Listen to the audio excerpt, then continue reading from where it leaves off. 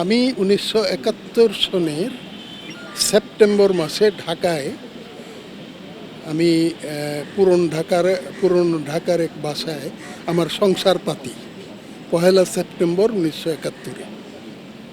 সেই সময় থেকেই হেলাল কিন্তু আমার সঙ্গেই ছিল সবসময়।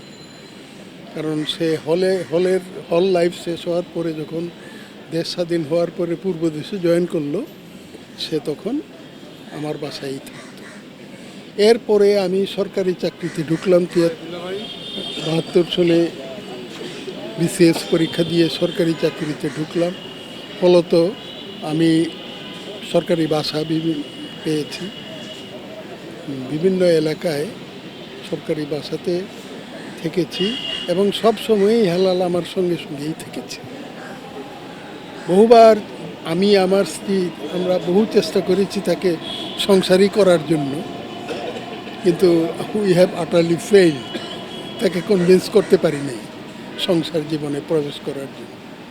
দু একবার অভিমান করে বলেছে আমি থাকাতে আপনাদের অসুবিধা হচ্ছে, আমি চলে যাই। এরপরে আমি আমার ওয়াইফকে বলেছি যে ঠিক আছে, ওকে জোরাজোরি করার দরকার নেই, ও স্বাধীনভাবে চলে। Double million offer Walton fridge কিনে পেতে পারেন 20 লক্ষ টাকা, রয়েছে কোটি কোটি টাকার নিশ্চিত উপহার। তো দেখা গেছে যে নিঃসঙ্গ জীবনটা সে খুব পছন্দ করত। আমার বাসায়ও যে আমার সঙ্গে থাকাকালীন সবসময়ই ওই তার রুমে একাকিত্বটা সে খুব পছন্দ করত। তো শেষ জীবনে এসে আমার রিটায়ারমেন্টের পরে আমি যখন সরকারি বাসা ছেড়ে দিলাম, ভাড়া বাসায় উঠলাম, তখনও আমার সঙ্গেই ছিল।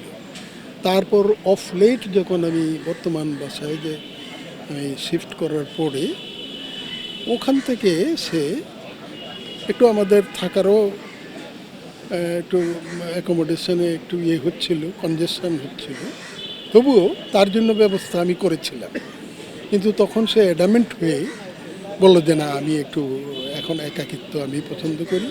এই বলে সে ওই সুপার হোমে একটা রুম নিয়ে এসে ওখানে থাকতে আরম্ভ করলো। আমাদের সঙ্গে যোগাযোগ হতো, টেলিফোনে যোগাযোগ হতো। আমার মেয়ে প্রায়ই যাইতো, তার দেখাশোনা করতো।